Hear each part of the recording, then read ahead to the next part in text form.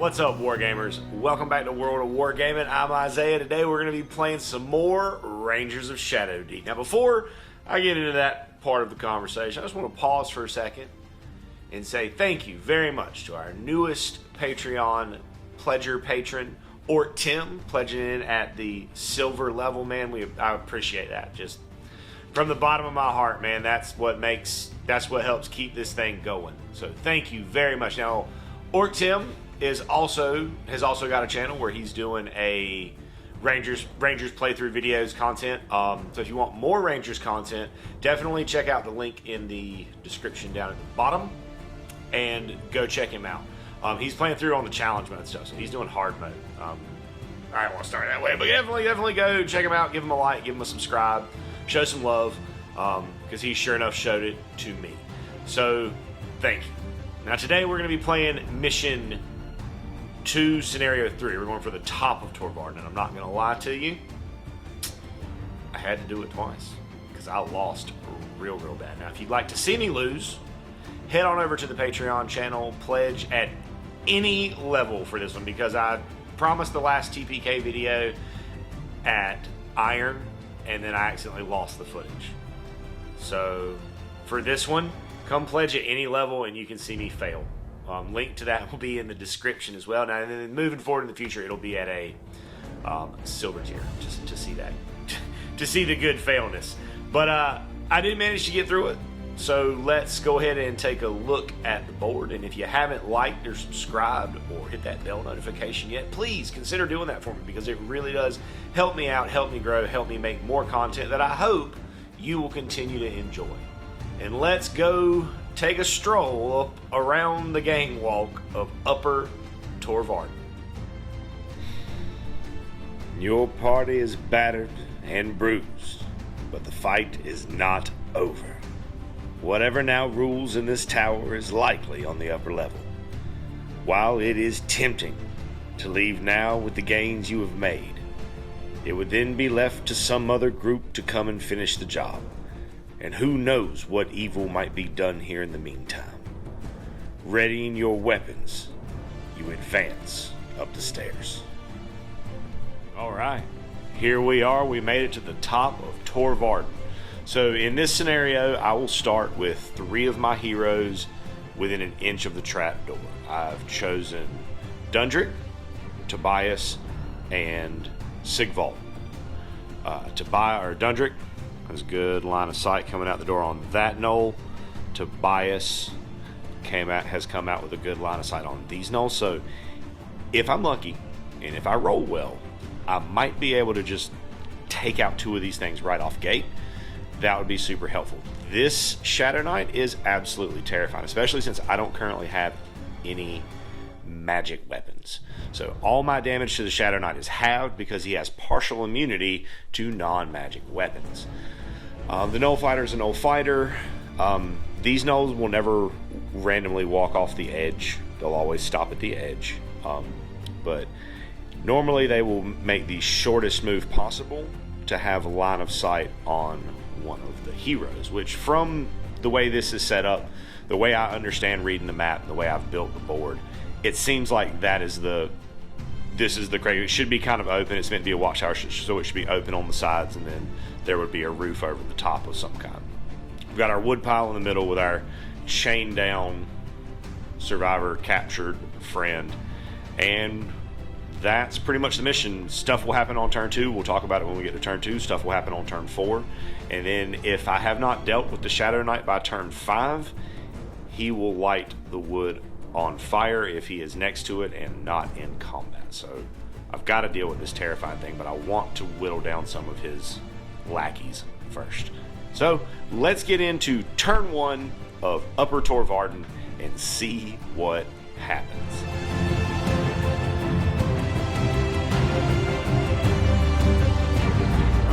Turn 1, Ranger phase. We're going to go with Dundrick, who is going to take a shot at that knoll. Is +3 to shooting. That is a miss. I'm going to use my reroll. That is a hit. +3 is 16. Over their armor 11 will deal 5 damage, and they have to take an acrobatics check, which they pass. It's target number 5, so super easy to pass. But if you take damage on the walkway, you have to take an acrobatics check at -5, and if you fail, the walkway gives way underneath you, and you fall down there to your death. I'm gonna be a little bit spicy here. I'm gonna move Dundrick around to this side of the wall. This is a potentially spicy maneuver. This may be a bold move. We're gonna see how it plays out, Cotton. Next up will be Tobias, who's gonna take a shot at this. Tobias is +2 to his shot. 13, that's a miss. And then Tobias is gonna move back over the trapdoor just to maybe gain a little bit of cover. Sigvald is going to move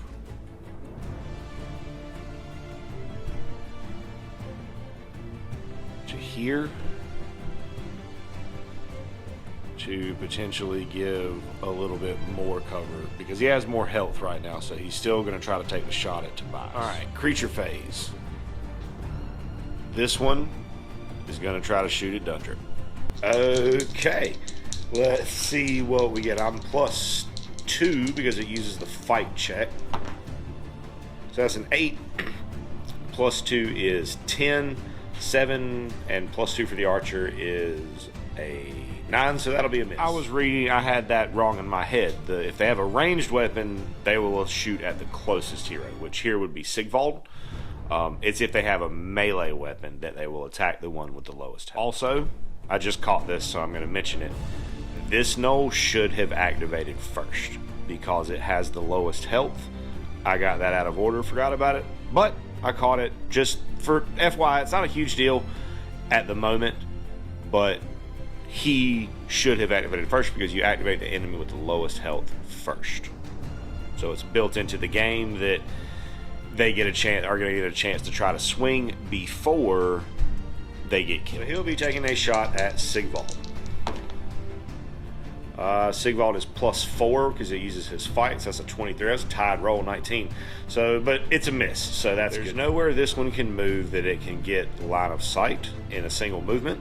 So it'll make a random move. So it'll just stay put because they cannot walk off the edge on purpose. Oh wait, hold on. I'm looking at that wrong. Yeah, they would still stay put, but for fun's sake, he'd be facing that way, looking out. Still oblivious as to what's happening. Same with these fellows. This is line of sight blocking. So Shadow Knight will walk back this way. Gotta find my widget. He will move randomly to here, and at that point, he can see me. So he will come at me, using his second movement to move half of his movement, which would be a random movement for this knoll. We'll just move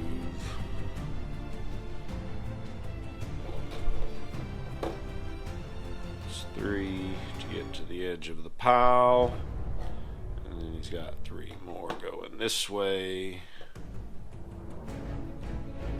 there. And come on, widget. And yeah, you can see Sigvald, so he'll move another 3 towards it. Bringing us to the end of turn 1. Okay, so going into turn 2, the rest of my friends are going to pop out from in here.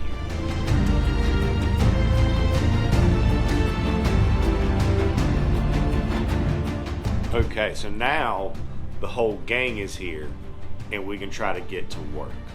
So we're going to start Ranger phase, turn 2.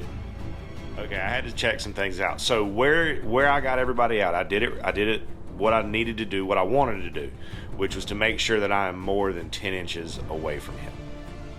So that even if he moves his full 9 towards me, he's not within range to hit me, because I am not ready to deal with this guy. This guy's absolutely terrifying.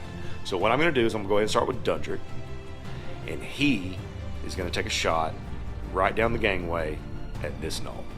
All right, plus 3 to the shot.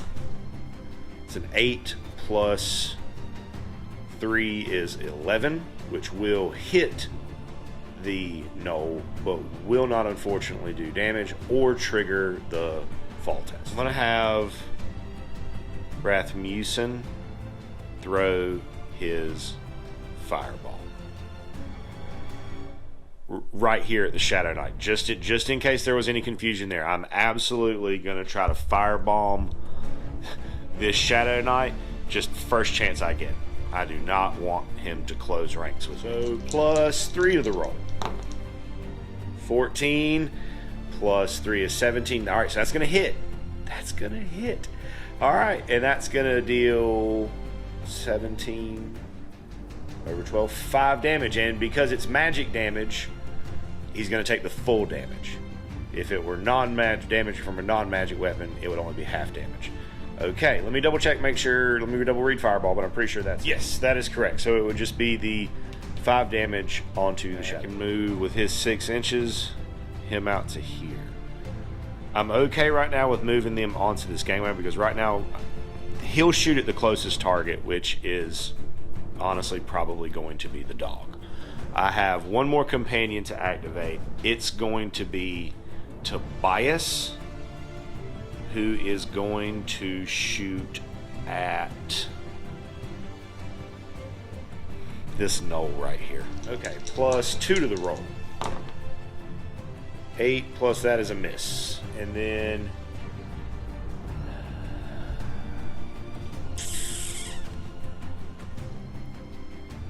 he'll take his 6 to come right out here.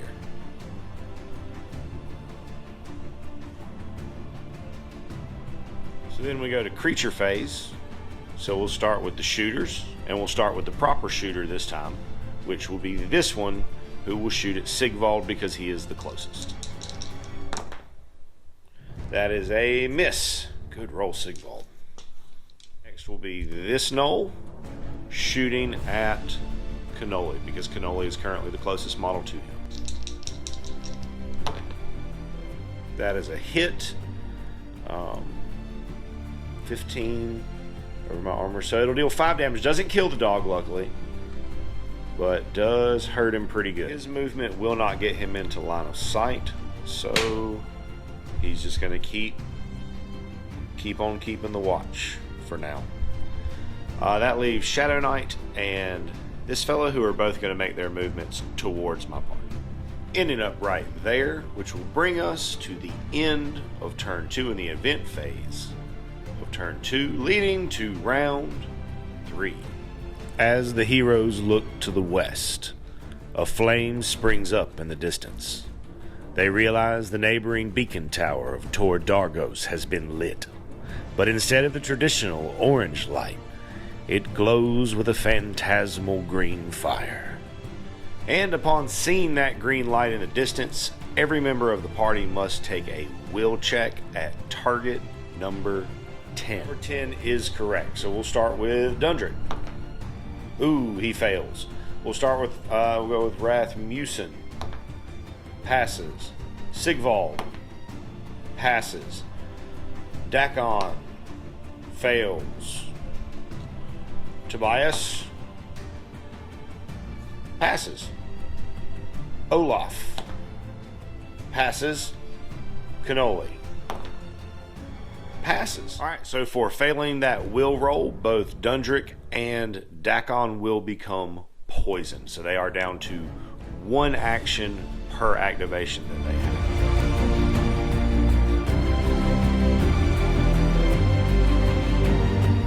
And then we will come into Ranger phase of turn 3. Alright, I'm going to activate Dundrick since he's only got 1 activation and take a shot at this null.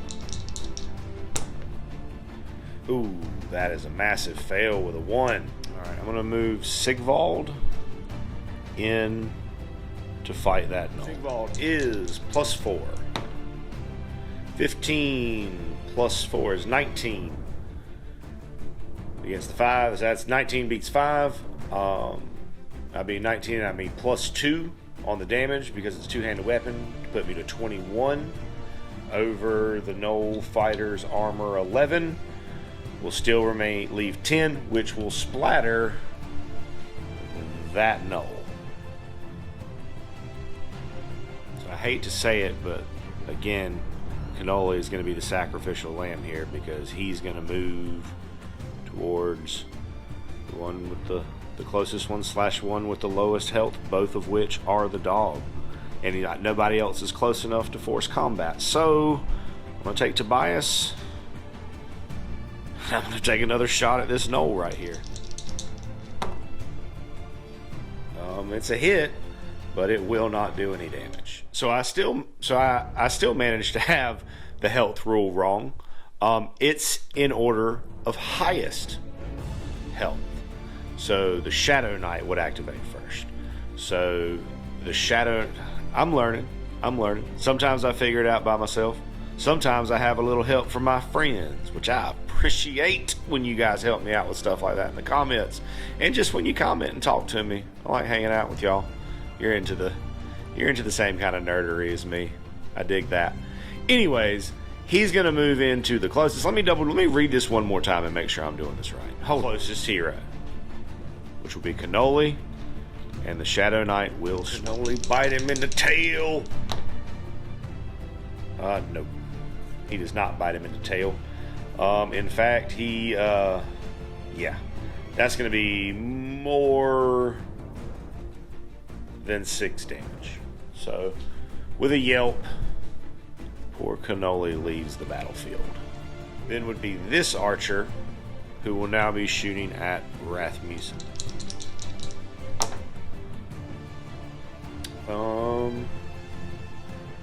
18 plus 20. He rolled a 20. So that's 22. 18, he's plus nothing for his fight. So even though that's a good roll, that's going to be 22. That's going to be 12 damage. Yep, that is, his armor is 10. Yep, that's exact. I knew that Gnoll was going to be trouble. This Gnoll still can't see anything, so he's just gonna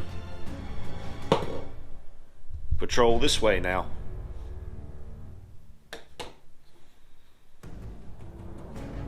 Do do do do do do do do do do do do do do. That Gnoll is gonna shoot at Sigvald. That is a miss. 24 to 6 to 18. That is going to be to companion phase, where Dakon is going to move away from this fellow. I don't want Olaf to go into this yet because I want to try to take shots at him with these two before that kicks off. So what I'm going to do is just pull him to right here. That way, when the Shadow Knight comes, which he's gonna come, I'll at least have some support to snap in when combat. It's the end of turn 3. Nothing special happens going to turn 4.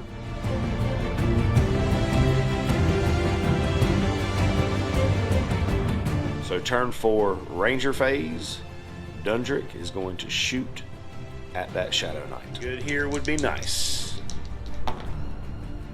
9 plus 3 is a hit, but it will not do damage. I already used my reroll.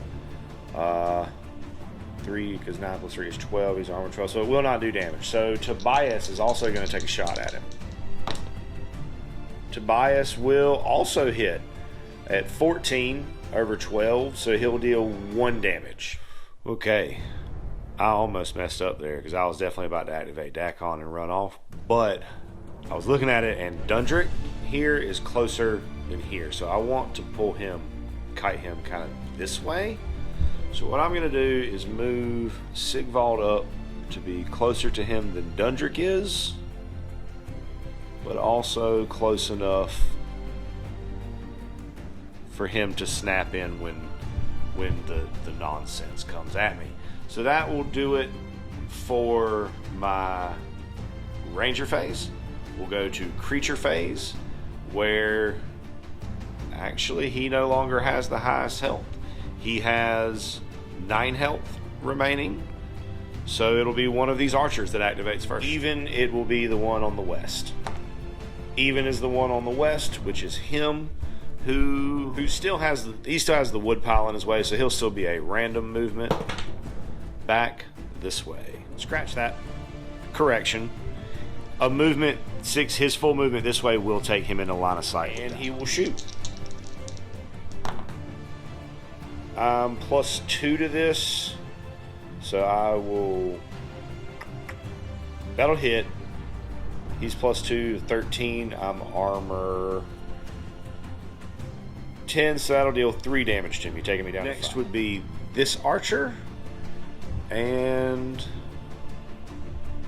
let me measure. So as it turns out, from as the crow flies from this knoll, Sigvald is about 1 inch closer to him than Dundrick or Tobias.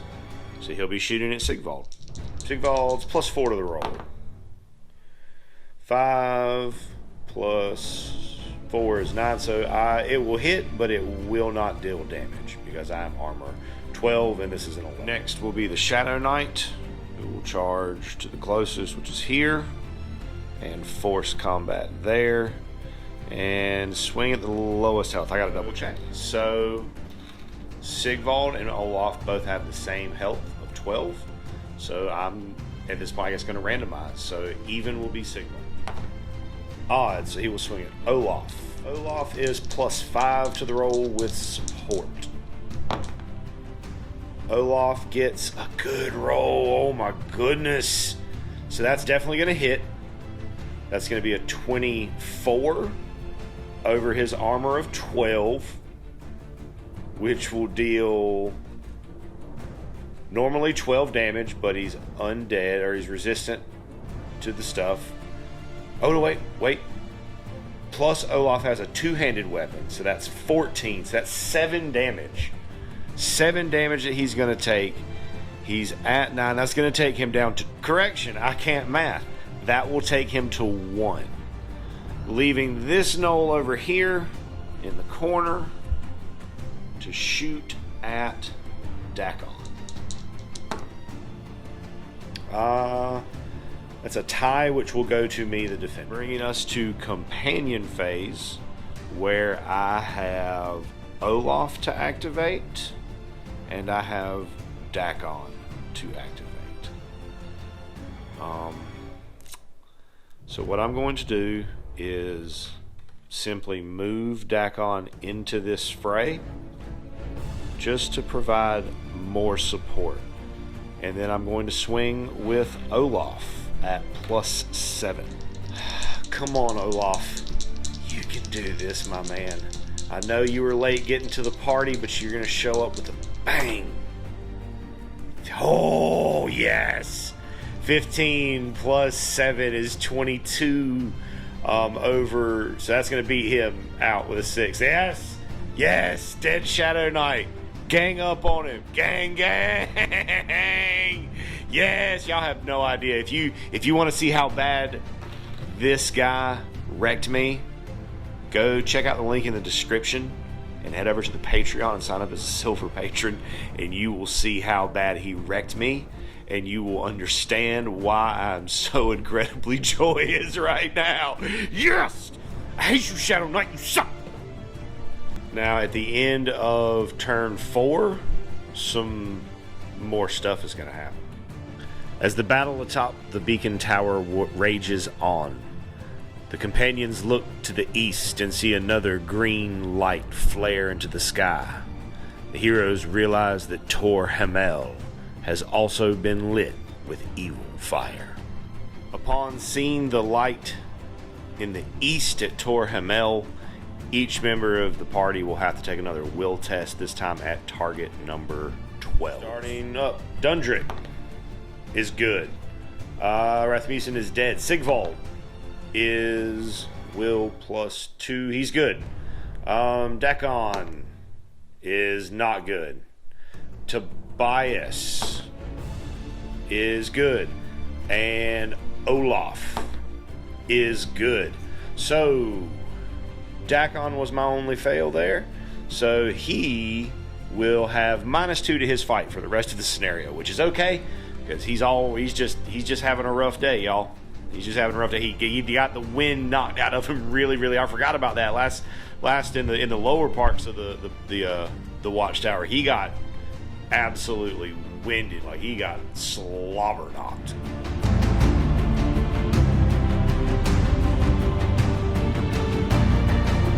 So, Ranger phase, gonna shoot at this knoll some more. That's a miss. Gonna shoot with Tobias. That's a hit. 14. Will deal 3 damage, and they have to take an acrobatics check. That's cocked. They passed. Oh, 220. Yeah, it was meant to be. It was cocked a little bit on the 20. Rolled it. Yeah, meant to be. So that knoll does not fall to his death. I really wanted you to fall down. Second companion activation in the Ranger phase will be to take Dakon and move him his 7 and just kind of tuck him back in a way. So this knoll has the most health currently, so he'll move a little bit that way to get a clear shot on Sigvald because he was behind the woodpile a bit there. So we'll see if he hits. +4. Ooh, that will hit. That's 18 over my 12 will be 6 damage. Next will be this fellow who will also still be shooting at Sigvald. That's gonna hit 16 for 4 damage. That's tough. Okay, we're going. Oh, and then that one back there. He is the same distance from both of these, so we will randomize which one he shoots at. On an even, he'll shoot at Sigvald. That's an odd, so he'll shoot at Olaf. And he will miss Olaf. Me to the rest of my companions in the companion phase, which will be Olaf and Sigvald, who are both going to dash, just move all out towards this fellow. Olaf will move his 8 with a double move. Olaf, without Sigvald, Olaf will move his 9. And we're just going to go get in his face.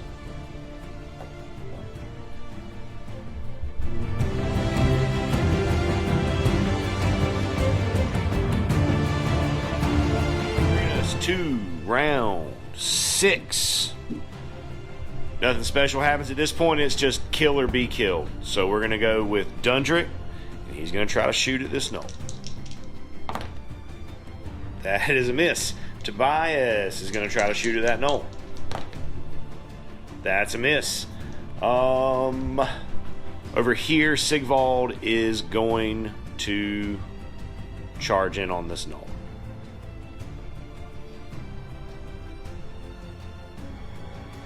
He's not going to be able to swing. No, not Sigvald. Not Sigvald.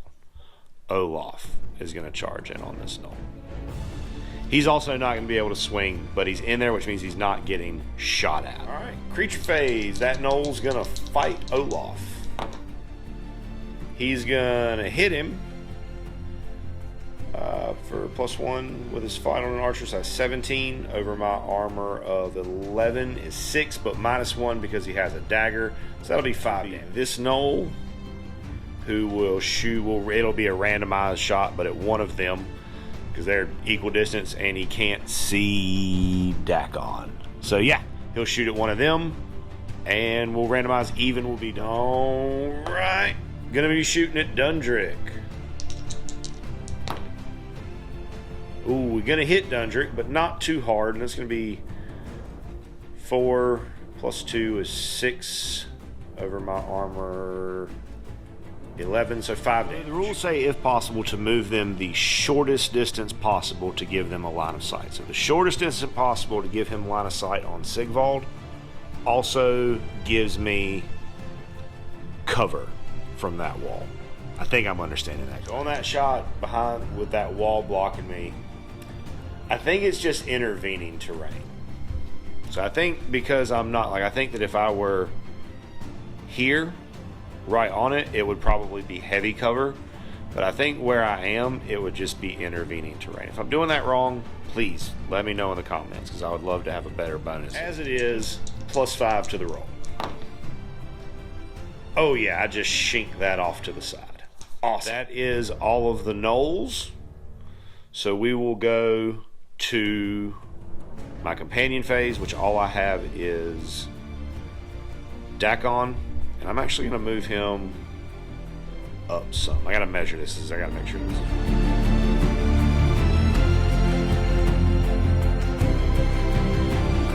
Okay, so we go to turn round 7, Ranger phase.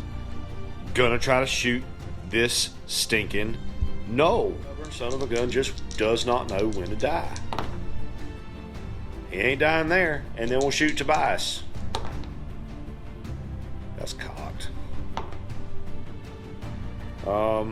17. Yep, that's a miss too. Last one, I will move Sigvald up into here. Yeah. So we come to creature phase, where this gnoll will activate and fight Sigvald. Come on, big guy. Oh yeah, 17 plus 4 plus 2 for support is 20. It's 21, 23 over beats her 16. That'll definitely be enough to kill the gnoll. And just for the sake of it, I'm gonna see if the gnoll. Nah, he would have passed his acrobatics test, but it doesn't matter because he gets splattered. Next will be this gnoll. Now this gnoll can see Dakon, but Dakon is in heavy cover, so he's gonna shoot at him, trying to get him behind that wall right there. Dakon's gonna be +5 to this roll. 10, which is not enough to stop it from hitting. That's a 13 plus 2 is 15, but it's not going to do an enormous amount of damage to me. Oh wait, sorry. He had already been hit, so that will be enough. 3, 10. Yep, that's enough to kill Dakon. Jeez Louise, that gnoll is being hard to live with. And then this gnoll will shoot at him. I'm gonna give him a cover bonus for shooting through somebody else with you. Oh no, sorry. Nope, again, I did it, trying to do it wrong. He'll shoot at the closest, which is Olaf.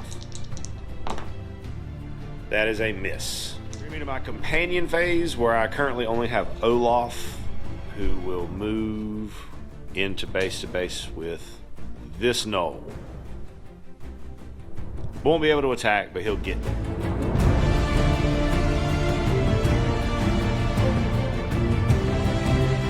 It's to round 8, Ranger phase. Gonna try to shoot this gnoll. I'll bet you this gnoll is kin to that same gnoll, same litter that jumped out the trees on me, and that same one that was down in the storage room, whatever part it was, the lower Tor Varden, that was such a pain in my booty. All right, Dundrick taking the shot. That's a 10 over a 2, so it'll hit him. It's a 13 over 11, will deal 2 damage and potentially make him fall. Oh, he didn't fall. I won't want him to fall so bad. Anyways, I'll take stinking glad to hit him. I can't stand it. So Tobias gonna take the same shot. Tobias super misses, and he super dodges. Able to get close enough with his move to force combat with the creature and make him snap over to him, which will end it for my companion phase, take me to creature phase. Both of these gnolls that are left have the same amount of damage on them, so we'll randomize. Even will be the one on the western side of the watchtower. Odd, so it will be the one on the other side. He will shoot at Dundrick. Odd, so he will shoot at Tobias. And he will hit Tobias for 18 over 11, 7 damage. And Tobias will have to take an acrobatics check. He passes. I want somebody to fall, but I don't want it to be me. This gnoll will swing at Sigvald, who is currently +6. Don't let me down, big guy. You did not let me down, big guy, because even though he rolled a 20, monsters can't crit, so that's not a problem. But 17 plus 4 is 21, which matches it. Then +2 for support because of my good friend Olaf takes me to 23, which will take me to a damage roll of 25 because I'm two-handed, which will be enough to splatter that gnoll and down to the ground, dead. Dead gnoll. Olaf is my last companion. He's gonna start moving this way because apparently him and Sigvald are the only ones that can do anything about gnolls. So he's gonna move right there.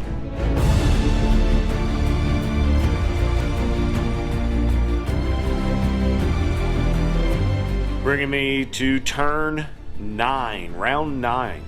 Because again, we go until it's done. We've taken some losses. We'll see how that pans out in a minute. Dundrick, gonna take the shot. Alright. 12 plus, that's a 15, so that will hit. 15 over their armor 11 will be 4 damage. Let's see if... Let's get it in the tray. And he passes the acrobatics check. Leaving that gnoll at 1 health. Tobias, take the shot, man. Please, please kill this gnoll. Okay. +2 to the roll. That is a hit. And it is enough to deal 1 damage to that gnoll, who will fall over and down to his death. And that will be a completion of the beacon tower of Tor Varden. I managed to retake the keep on my second try. Again, if you would like to see that TPK and see what would have happened in the alternate timeline that was created by me doing it that way, head on over and check out the Patreon. Subscribe at Silver and you can see me fail. But either way, let's head back down to ground level and let's do some post game and see what's going to happen in this timeline where I managed to be victorious in Tor Varden. Had a few friends die or fall. We'll see if they die. First up, Rathmusen, who is fine, full recovery. Next up, my faithful hound, who is fine. And lastly, Dakon Darkhand, who is dead. Alas, friend, you will be missed and you will be remembered. So, moving forward, that's sad. I like him. And I want to use another rogue, but I don't want to just use the same model. So, we'll see. It may be a little bit before I'm able to get ready, before I can be ready to start filming the next set of missions and scenarios anyways. So that may give me some time to get a different rogue painted up for the party. I'm definitely switching the party up for the next set of missions, but I'll talk about that when I get to those. So I will get 12 XP for killing the Gnoll Archers, 10 for killing the Shadow Knight, 10 for killing, not for the woodpile not getting set on fire. Or wait, 10, so it'd be another 10 there because the man is on top. So that'd be 20. And then 5. So it'd be 12, 22, 32, 42, 52, 62 total XP. I saw the Tor Dargos alight, I saw Tor Hamel alight, and I retook Tor Varden for 62 XP, which will allow me to get a level on my ranger to level 3, where I will gain recruitment points. I will add 10 to my base recruitment points, giving me a total of 135 recruitment points, which is good because I lost a man, and I want to restructure the party a little bit for the next set of missions because I know there's some swimming involved, so Sigvald's probably going to stay at home for that one. Progression points for followers. Rasmussen will get 1 for showing up but dying. Sigvald will get 2, taking him to 10, which means he will get an extra health, taking him to 13 total health. Dakon is dead and gone, so that doesn't matter. Tobias will gain 2, getting him to 9, and Olaf will gain 2 as well.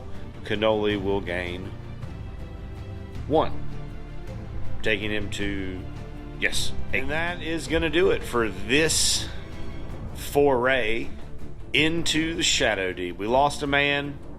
We will mourn his loss. Dakon Darkhand, you were a valued member of the party. We'll miss you, bro. We'll pour one out when we get back to the King's Armory.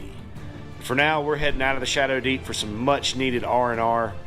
We will see all of you next time. I hope you have an amazing rest of your day. Thank you so much for stopping by, hanging out, rolling some dice with me. And as always, may the dice be ever in your favor. And as always, I'd like to say a big, huge, from the bottom of my heart, thank you to our patrons who support us and pledge to us over on Patreon. You guys are the absolute best. If you enjoyed the content you saw here today and that's something that you would like to consider doing to help out the channel, go over there, check out the link in the description, check out the Patreon. There's a lot of cool stuff over there, including access to our Discord server. Talk to me, hang out with me, talk about our work, what we got going on in the hobby, some shout outs, all kinds of cool stuff. Check it out if that's something that you think you would be into. And regardless of whether or not you do that, I want you to know that I am incredibly grateful that you decided to stop by and spend part of your day with me today, rolling dice and pushing toy soldiers around. I hope you have an amazing rest of your day, and as always, may the dice be ever in your favor.